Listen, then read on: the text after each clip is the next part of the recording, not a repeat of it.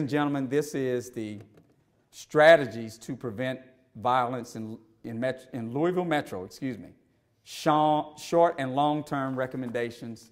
These are the recommendations that we gave to Mayor Fisher in October of 2012. Myself, Lavelle White, who I'm going to recognize right now, and I saved you for last, just hold on for a second. And also Colonel Burks worked on with 35 other individuals to just give the mayor and the chief of police of this city at least some recommendations on how we can put strategies together and work together to deal with violent crime issues. These strategies are a good start and a good blueprint. However, you have to have the collaboration of grassroots individuals willing to get out there and be a part of asking people to be and embrace the idea of ambassadors for peace. I didn't come here today to sugarcoat any presentation. We're not that sophisticated, we're not that complicated, but I just wanted to give you all a heart-to-heart talk about our efforts in the community, and it's pretty simple. We catch buses.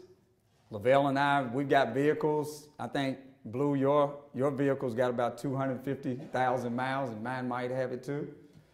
But the bottom line is our efforts started almost a decade ago.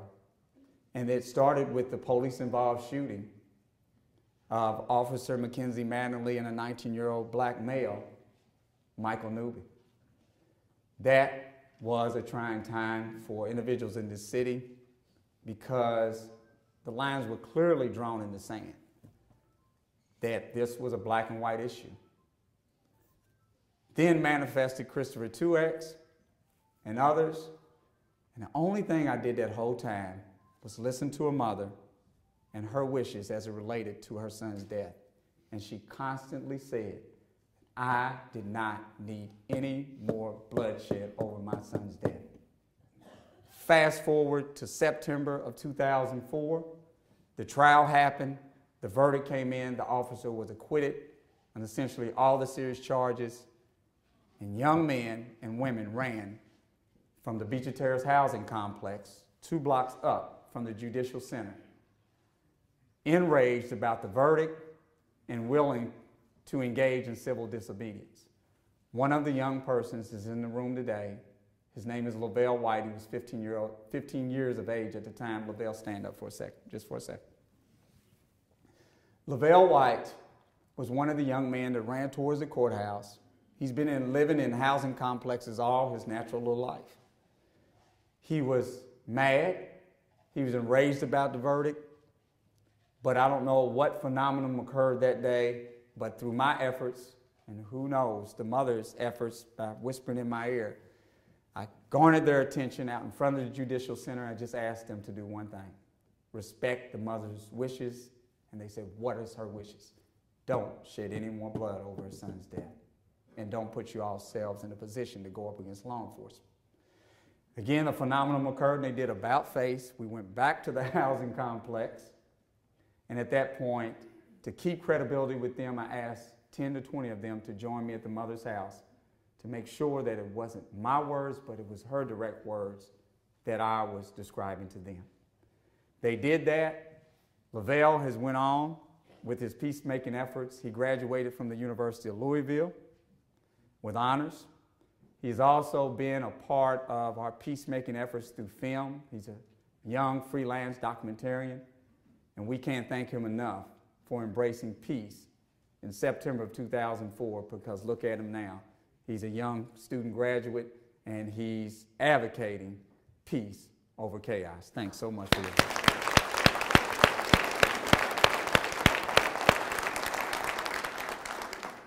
Ladies and gentlemen, Metro Louisville violence, if I could describe it in just a few words, and I describe it to children all the time, it's like an earthquake with a lot of tremors sometimes. And the example is pretty simple. You know how earthquakes are. You've got some seismologists. They really can't tell you when it's going to occur. It's the same thing that Chief Conrad has been pounding as a message ever since he took over the reins from Chief White, that this is just not a solvable problem through the police department alone. And the bottom line is we don't know exactly when the quake, for example-wise, is going to go off. We do know the tremors come up from time to time and we might feel them. And that could be through our arguments. That could be through things that the intelligence department inside the Metro Police Department gives chief and others and the commanders to try to hopefully intervene into a violent act. However, the bottom line is this is not an easy issue. What we hope to do and what we want to continue to do is bring peace to the ones that will listen. This is not a solve-all solution from any connected partner as it relates to dealing with violent crime issues. That would be Judge Wine's office, Chief Conrad's office, or any community partners. However, there are some successful signs over the years. LMPD homicide has had a closure rate for as closing out arrests and homicides at about 60 to 65%. That's nothing to take lightly. That's pretty good for this city.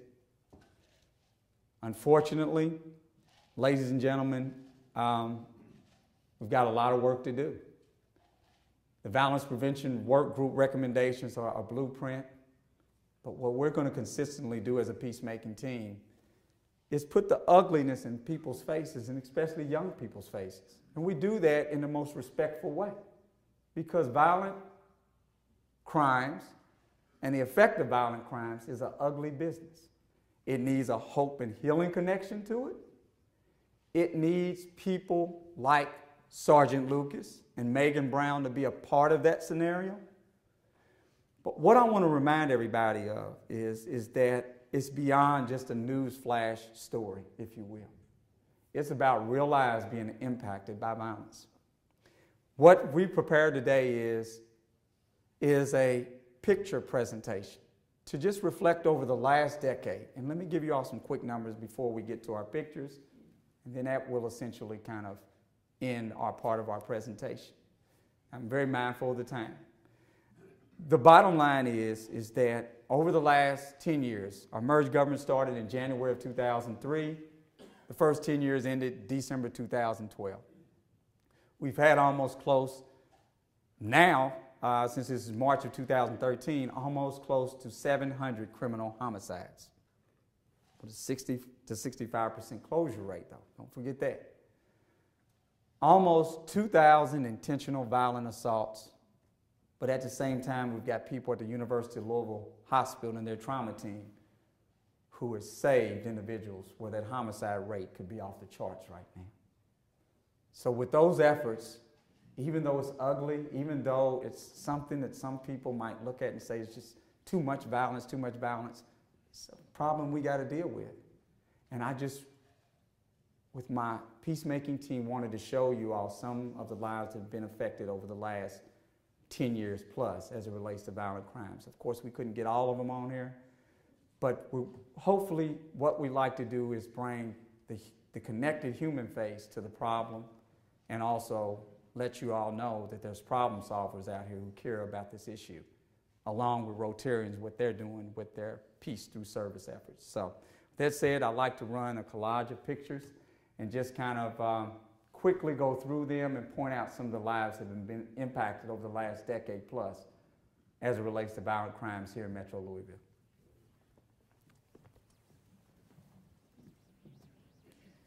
This picture, oh, I'm sorry. 1, 2, 1, 2. All right, I gotta get that one. Oh, it is on, I'm sorry.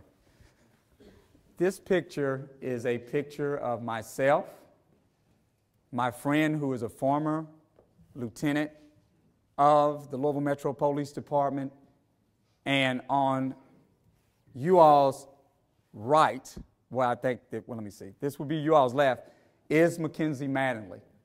He is the officer that was put on trial for the killing of the 19-year-old black male, Michael Newby. 2 years later, there was a request from Officer Mattingly to see if there could be a meeting of reconciliation to heal the community. I talked to Michael's parents. They said, would you go meet with Officer Mattingly and see exactly what he would like for us to do? And that's when my friend John Schiltz set up this meeting at Hirschborn Christian Church. And This indicates to me that we do have good mediators in the city. We do have people who are willing to solve difficult problems through peacemaking efforts and through a real life embracement of the issue and to move it forward to create a way of peace for everybody involved. This is a powerful picture in my opinion because it shows almost a couple years later when we could have serious riots in the street through peacemaking efforts, I'm at the table with Officer Madden. This next picture is of Cheryl Williamson, Western Kentucky student who Lavelle White was friends with at a young age. Came home for Thanksgiving weekend, December of 2012.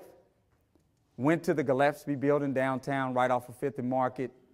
Left that event having a good time, and unfortunately, she was a gunshot wound victim who later died at University of Louisville Hospital.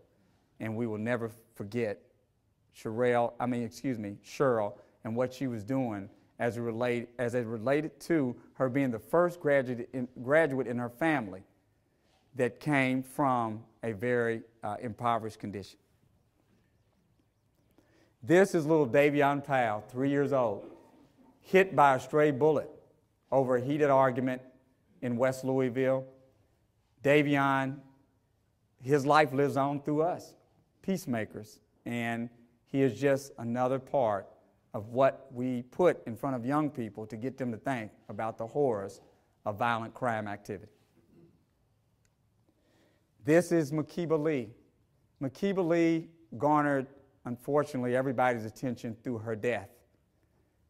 Chief Conrad was at 32nd and Kentucky and Greenwood on May the 17th of 2012 when you all seen in real time on TV a person who took her life as they were investigating a quadruple shooting in that area in close proximity to another crime scene that was created. Unfortunately, she was the tragic individual who lost her life at the second crime scene. This is Kyle Haywood's mom, Karen, who you all seen in the video a few minutes ago at the compassion ceremony. Karen Haywood lost her 18-year-old son, who was a Trinity High School graduate. I got a call from some family members, and they asked of me back in 2006 of October, could I bring some individuals from West Louisville to Cherokee Circle for a healing gathering and ceremony, because they didn't know how to really do it. And I said, it's simple. Let me get on the phone. I asked some survivors to go with us, and that's when we tried to break that line in the sand and say we're not going to only respond to individuals in West Louisville, but we'll respond to any individual who requests our help in any part of Metro Louisville.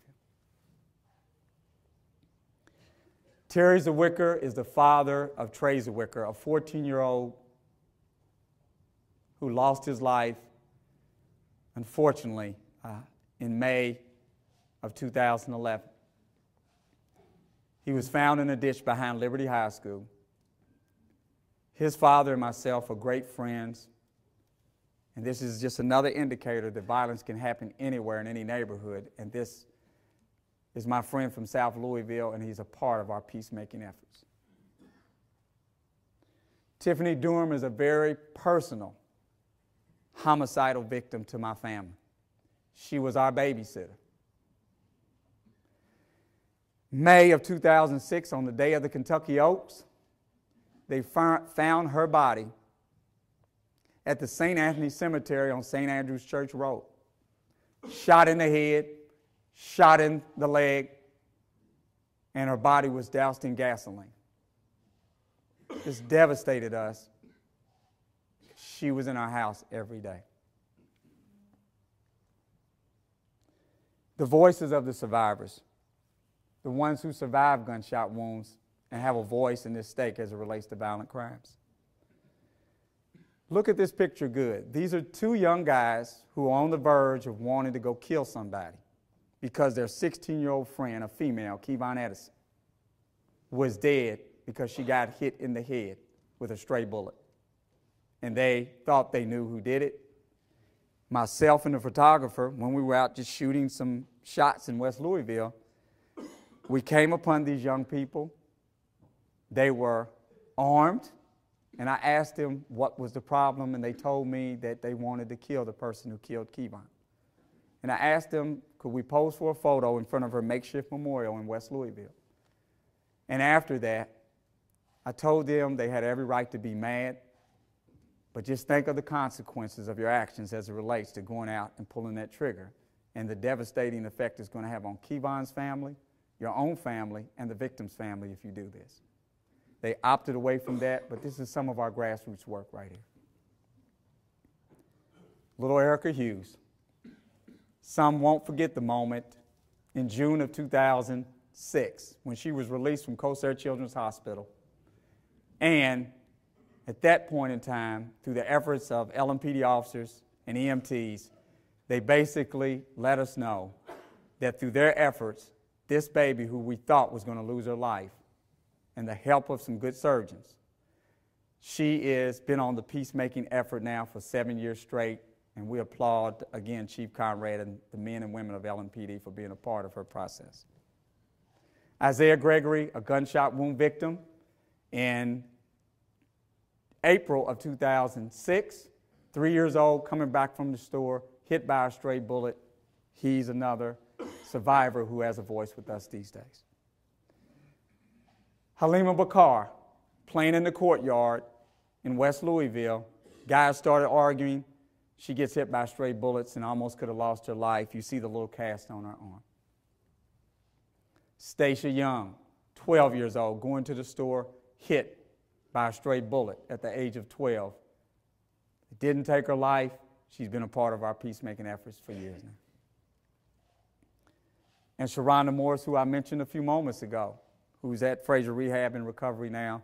That's her with little 9-year-old Erica Hughes now. One of the things that I failed to mention early on, we go routinely with the help of Nurse Teresa Baker to the hospital to cheer up gunshot wound survivors. That's a part of our advocacy work. This is our Voices of Survivors walk in downtown Louisville. Almost 1,000 individuals showed up to make a statement to the community about compassion and those survivors having voices as it relates to violent crimes. And in the middle is University of Louisville basketball guard Peyton Siva, who his own girlfriend lost her brother to a homicide. Lastly, community healing and rebirth, and this is the wrap-up part. We have to have these efforts generated in the community, not because we stop every bullet, because it's the right thing to do. How do you let violence run rampant? You shouldn't. You should let the survivors and others and community individuals have voices as it relates to the issues. Our gatherings, we want to be a part of those things. This is Rosa Cano with great community members in South Central Louisville who accompanied her after her son was found in a garbage truck by Churchill Downs in July of 2007. Again, Rosa Cano and the garbage truck, young Cesar Ivan was found in. This is one of our pictures that the community never gets to see. This is beyond news situations and stories. We continually go out and ask to create healing ceremonies in the pockets that have been affected most by violent crimes. You can see the turnout, and you couldn't even see all the people in front. We go door to door, knocking on the door, telling them to come out and help with peacemaking. And even if they can't fully see the importance of the officer in a blue uniform, we ask them to see the citizen on the other side of that blue uniform. And Erica comforting Sergeant Lucas at her bedside when she was recovering from her gunshot wounds. These are the fragile minds that we describe, those who are on the verge of committing violent acts. Even though they're throwing up their little signs, I look past that stuff. I keep engaging in them, let them know that they're here for a purpose and it's bigger than gang signs. These are some of the ones we call the forgotten ones. This one is showing me his little AK stick. But what do? We keep letting them know that they're better than that. They're better than that AK that they would like to pick up because of bad habits being influenced upon them in their neighborhoods. This is the business community. Steve and Jurgen were with us on a trip to the Rotary Correctional Complex, Luther Luckett, to visit 7 guys from Louisville who had been convicted of murder, to get some insight from them about what happened in that moment when they took somebody's life. And these are some news stories that you all don't get to see because we do a lot of private things too. This is the judicial arena and a forum that we were at because we like to engage our people about the judicial arena. And lastly, these are some faces after the May 17th shootings that came together to show love in Louisville. Chief Conrad is up there with some of the people in the neighborhood. And that's more of that right there with the Voice Tribune. Megan talking about Charles when we brought both families together for a reflection ceremony. The 2 mothers embracing at the bottom, and Dante's sister at the top. And lastly, ladies and gentlemen, this is our next peacemaking effort that we're going to engage in, is a walk to remember the May 17th shootings. And why are we doing this?